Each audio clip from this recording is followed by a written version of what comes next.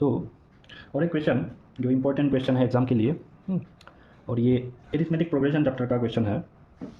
तो ये क्वेश्चन आज देखते हैं क्या दिया हुआ है। यहाँ पे लिखा है find the sum of all the natural numbers between 100 and 500 which are divisible by. ये लाइन इंपॉर्टेंट है, व्हिच आर डिविजिबल बाई 8।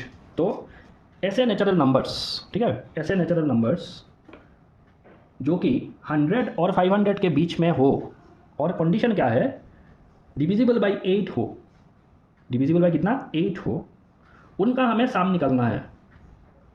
ये भी क्वेश्चन बहुत बार आता है, ये स्कूलों का जो PT1 PT2 हाफ ईयरली, इन सब एग्जाम में ये सब आ जाता है। ठीक है, मैं डायरेक्ट NCERT का नहीं करा रहा हूँ, मैं सिर्फ जो जो इम्पोर्टेंट क्वेश्चन एग्जाम में आ सकते हैं, अगर इसमें NCERT का कोई क्वेश्चन है वो भी मैं दे दूंगा, लेकिन अभी के लिए ऐसे समझना होगा स्टूडेंट लोगों को कि जो एग्जाम में आने के चांस ज़्यादा होते हैं ये सब क्वेश्चन मैं दे रहा हूँ। ठीक है, तो ये क्वेश्चन ऐसा ही एक क्वेश्चन है। तो क्वेश्चन है कि find the sum of all natural numbers between 100 and 500 which are divisible by 8।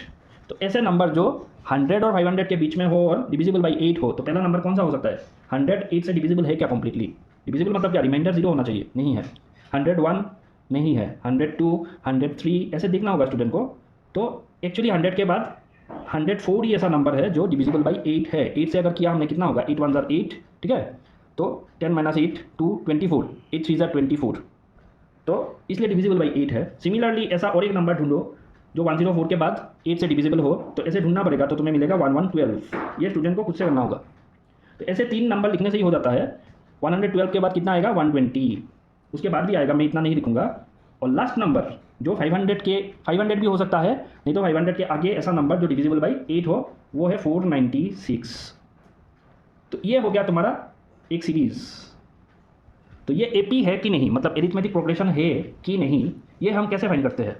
ये फाइंड करने का तरीका होता है, कम से कम 2-3 टर्म को हमें माइनस करके उनका कॉमन डिफरेंस निकालना होता है। जैसे कि यहाँ पे अगर तुमने देखा, ये A1 मतलब पहला टर्म A1 कितना है, 104, ठीक है। सिमिलरली अभी देखो A2 कितना है, A2 अगर लिखा मैंने तो कितना है, A2 112। सिमिलरली A3 लिखो 120।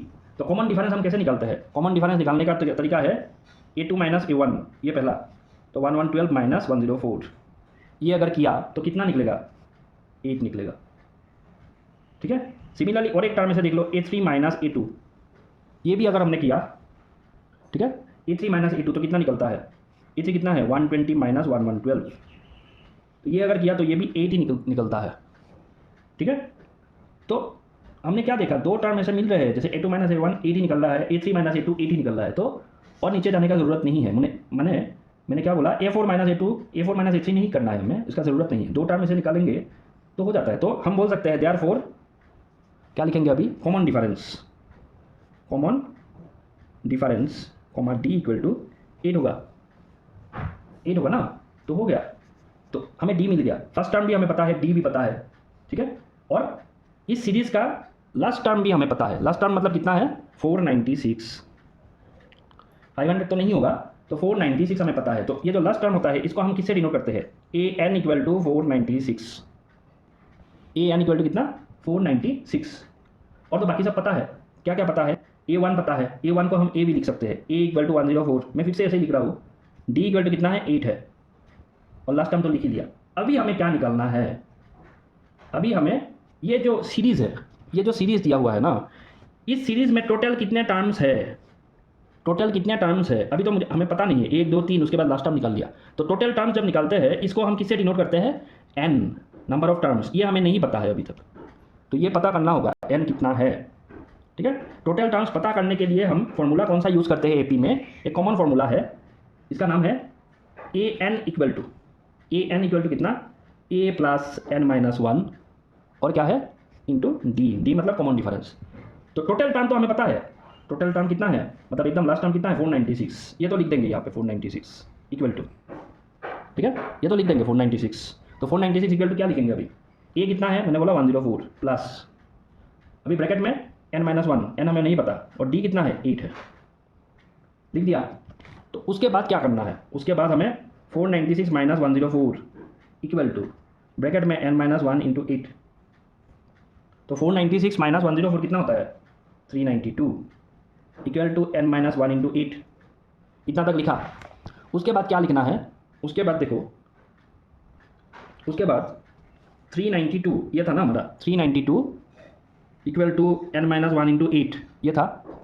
इम्प्लाइज देके लिखा, तो इम्प्लाइज फिर से देना है 392 डिवाइडेड बाई 8 इक्वल टू कितना होगा, n माइनस 1। तो ये सॉल्व करना पड़ेगा। 392 8 से डिवाइड होता है क्या, होता है। तो 8 से अगर डिवाइड करेंगे तो हमें कितना मिलेगा, 8 4 कितना है, और बाकी क्या रहा अभी, 8 4 32, तो 39 से 32 माइनस किया तो कितना रहा, 7, और 72 हो गया ना। तो 8 9 कितना है, 72, 49 इक्वल टू n माइनस 1। तो ये अगर सॉल्व किया तो क्या होगा, 49 plus 1 equal to n implies 50 equal to n। तो n निकला है, मतलब ये जो हमने किया था, ये जो 104 112 120 ऐसे करके टोटल टर्म्स यहाँ पे कितने मिलेंगे, टोटल 50 मिलेंगे इस सीरीज़ में, ये हमने निकाला। इसी को n बोलते हैं ना, n किसको बोलते हैं, इसी को बोलते हैं। तो क्वेश्चन में क्या लिखा हुआ है, फाइंड द सम। क्वेश्चन में लिखा है सम निकालना है, तो सम का क्या फॉर्मूला होता है ईपी में, ये हमें पता है। Now S N equal to क्या फॉर्मूला था, n/2 ब्रैकेट में क्या होगा अभी, ब्रैकेट में ट्वाइस a plus bracket n minus 1 D, यही है। तो अभी n के जगह पे 50 बिठाना है, तो 50/2 ब्रैकेट 2 इंटू a कितना है 104 प्लस n माइनस 1 मतलब 50 माइनस 1, और d कितना है 8 है। हो गया, समझ में आ रहा होगा सबको। तो ये सॉल्व करना होगा अभी। तो 50/2 कितना होता है 25, और ये जो अंदर का है मैं कर रहा हूँ, स्टूडेंट लोग खुद से कर लेंगे, ठीक है। 2 इंटू 104 कितना होता है 208 प्लस 49 इंटू 8, तो ये खुद से सॉल्व करना।